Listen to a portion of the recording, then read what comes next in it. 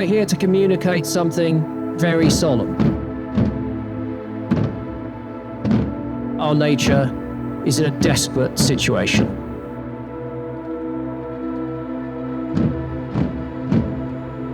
We live in one of the most nature-depleted set of nations on the planet. We presided over in our lifetimes catastrophic declines.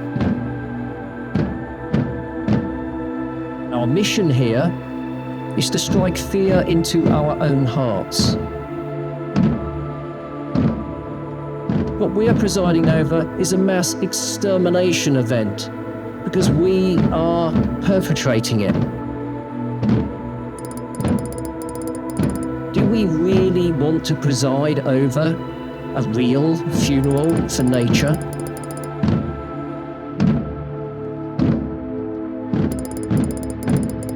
Do we really want it on our conscience that we destroy life on Earth?